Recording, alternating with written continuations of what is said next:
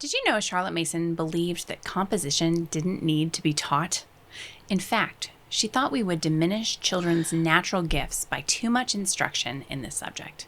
Join us today to learn more. This episode is brought to you by Sabbath Mood Homeschool. I'm Nicole Williams, your co-host here at A Delectable Education and the creator of a Charlotte Mason-aligned science and nature study curriculum. Discover how easy and joyful science can be at sabbathmoodhomeschool.com. Welcome to A Delectable Education, the podcast that spreads the feast of the Charlotte Mason method. I'm Emily Kaiser, and I'm here with Liz Cottrell and Nicole Williams. Well, Charlotte Mason had a very unique approach to composition.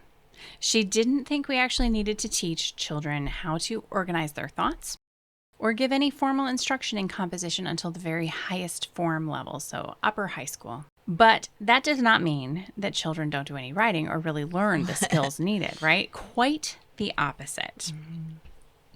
So, first of all, composition, I thought we'd just start with, what is it? What do we mean when we say composition? It's the art of communicating one's thoughts to another person, and it's primarily through the written word. So writing our thoughts down to communicate ideas to other people. Charlotte Mason declared composition is not an adjunct, but an integral part of their education in every subject. So thus, she didn't separate it out as a separate lesson until we get to Form 3, so middle school. She tells us that for the youngest students, composition is narration. And we've already talked about on the podcast this season a lot about narration. It's because it comes into every subject. Yeah. This is an art, she believed, that was inherent in every person. Every person knows how to tell what they know. They know how to tell stories, you know? What did you do yesterday? What did you have for dinner? Those are all narrations. It's something that we have in us as people. And she expected children to simply tell what they know. So this is the first step to clear and beautiful communication. We cannot, in fact, she says we must not impose our corrections about their style of telling or our corrections about their misuse of grammar until they've learned to notice and desire critique for themselves. Rather, she tells us that our business is to provide children with material in their lessons and leave the handling of such material to themselves. And this is why Charlotte Mason insisted on only the best books, because students absorb and assimilate the style of the authors that they read. It also is important that we give them a variety of authors to read in their lesson books, because in this way they get ample practice in composition as they narrate different styles, different vocabulary, different sentence structure. She says, having been brought up so far upon stylists, the pupils are almost certain to have formed a good style. Because they have been thrown into the society of many great minds, they will not make a servile copy of any one, but will shape an individual style out of the wealth of material they possess. So through exposure to so many different authors, they are not copying any one particular, they're not becoming a mimic of Francis Bacon or J.K. Rowling or whatever it is that they're reading. They're instead developing their unique voice. And as any composition teacher will tell you, that is the one thing you can never teach a person, to develop their unique voice. Yep. So when we interfere with instruction in composition, Charlotte Mason says we stultify. Good word. Yes, it is. Like we Hamper. handicap, diminish a child's ability to compose. In fact, she says our efforts are in vain. And when we get out of the way, they rely on their own intellectual powers and they do the work of their own education.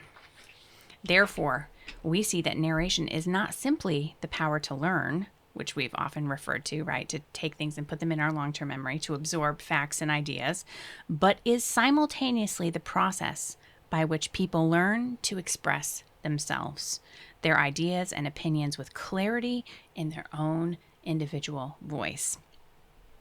Simply put, narration, the very heart of Charlotte Mason's method, is the royal road to composition. Yes, indeed. So, Nicole, would you share what this looks like then in the practical outworking of the curriculum. Yeah.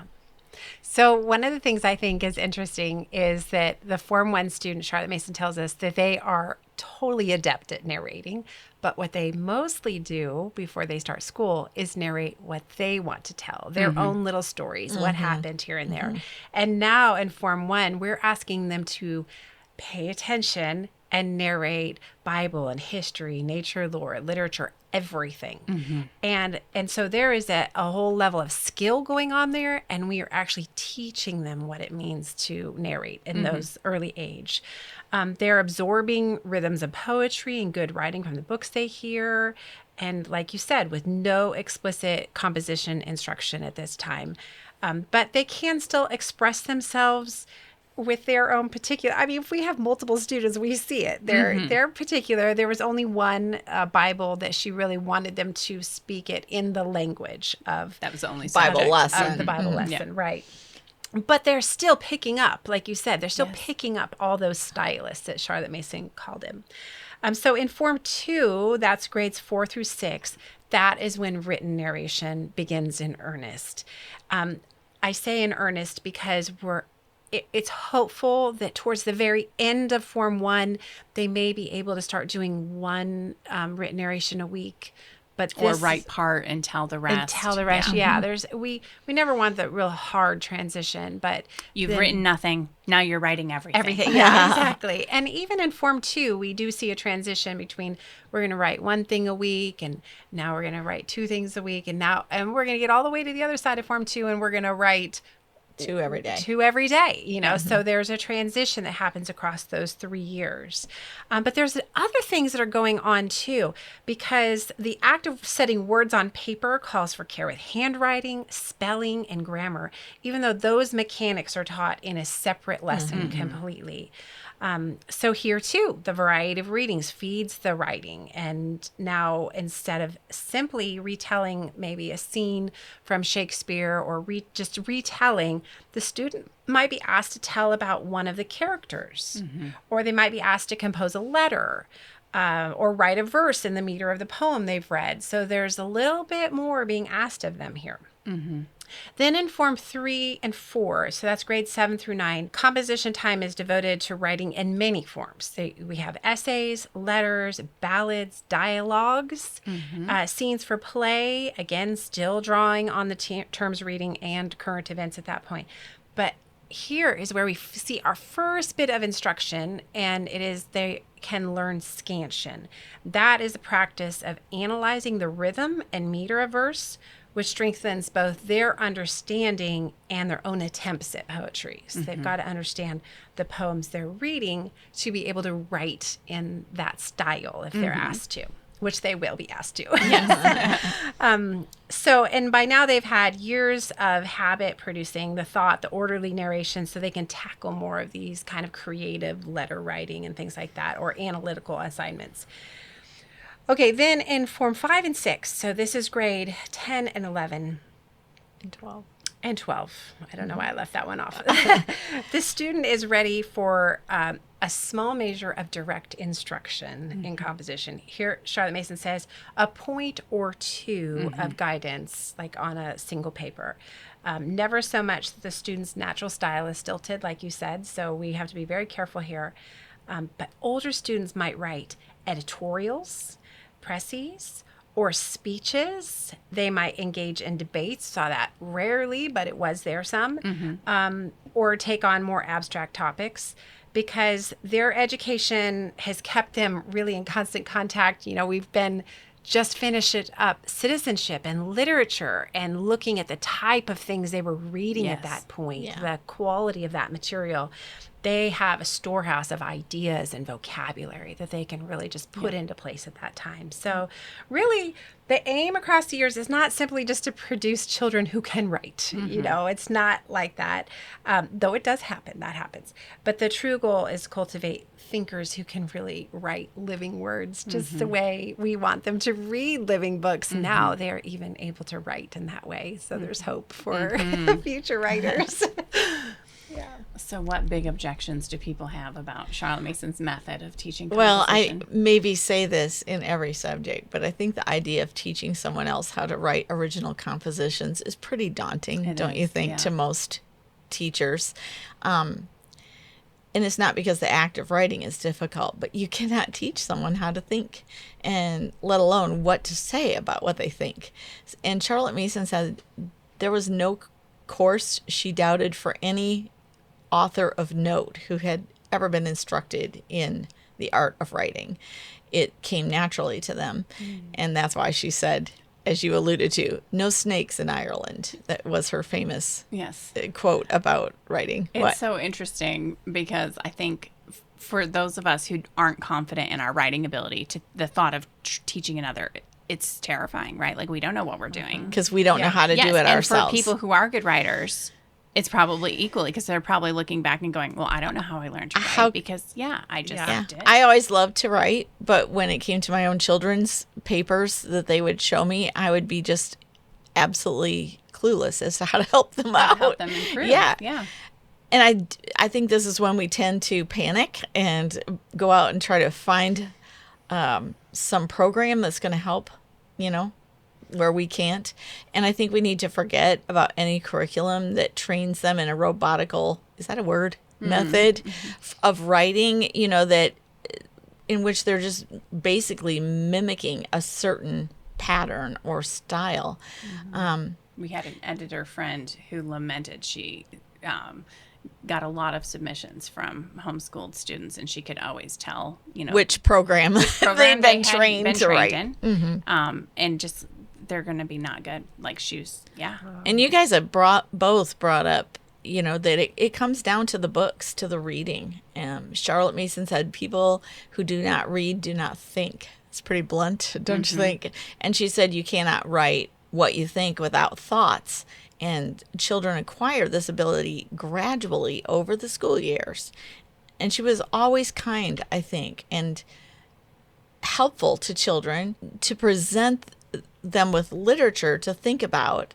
And then when they start those written narrations, she's asking them to put their own ideas of what they just read into words.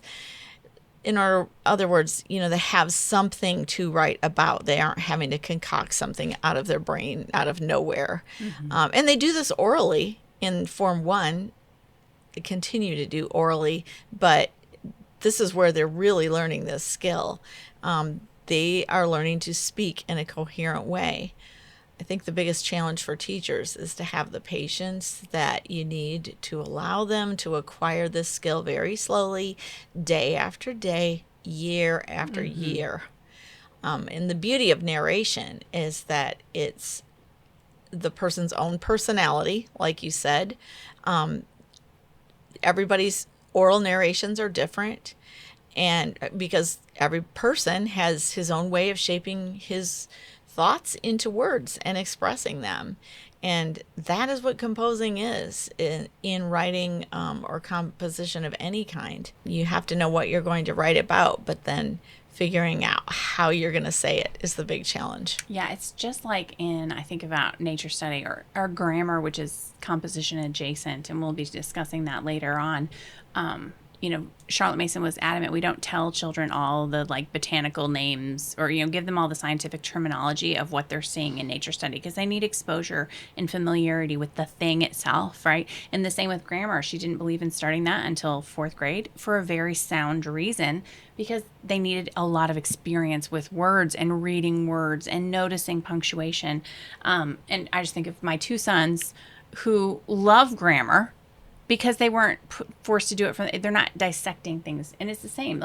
We're not expecting them to compose without first filling them with things to compose about, right? Yeah. So they don't know when they narrate that they are actually forming compositions. Right. Just like when they're reading, they don't realize they're reading grammar. That's true. I would say, too, that we as moms have to kind of check our fear because we're not comparing our children to other students. So we're not having a teacher send home, oh, your child got an A or a B, Right. and you know where you're at. But one time, years ago, there was an article, that homeschool article, that this person was a professor, and they put several college students, like a paragraph from each one, and they were making a totally separate point. But I remember thinking, oh, my kids are okay. And we just think that, like, well, that's not perfect, but Yes. they are growing. They are Oh, growing in their ability. I have several friends who are college professors, and they just cannot, like, the incoherent things that high school graduates who got into college cannot write Yeah. to save their life. And they're just like, I don't even know. Yeah. So maybe we don't compare ourselves in that way, and let our kids continue to grow and trust the method. Yeah. Well, we'll be right back. Nature study sounds simple until you try to make it happen every week. I'm Nicole Williams, co-host of A Delectable Education and the creator of Sabbath Mood Homeschool. If nature study has ever felt vague, inconsistent, or overwhelming, I want to help. My Open and Go guides make it easy to follow Charlotte Mason's approach with seasonal topics, video object lessons, notebooking prompts, and more. Whether you're just getting started or trying to build a lasting habit, you don't have to do it alone. ADE listeners can download a free resource at sabbathmoodhomeschool.com/ADE. Let's make nature study a life-giving rhythm for your homeschool. If you want to know how composition develops from simple narrations, join us for the next few weeks as we explore each level of a student's lessons. You might also like to listen to our older episodes on narration and composition. We have numbers 8, 9, 159, and 237. You can find links to those episodes and other resources that we mentioned today in the show notes. Thank you for listening as we continue to spread the feast of the Charlotte Mason method. If you benefited from this conversation, please like and subscribe. We hope our discussion serves to equip and encourage you as we seek to explain the Charlotte Mason method. You can find the show notes in the video description or by visiting adelectableeducation.com/episodes. There, you'll find the links and quotes we mentioned in today's episode. We are so grateful for our loyal Patreon supporters who help make this show possible. If you'd like to partner with us in our work here at A Delectable Education, you can join our Patreon community and receive exclusive and early content as our thank you for your monthly support. Find out more at patreon.com/adelectableeducation. Thank you for joining us today. We'll see you next time.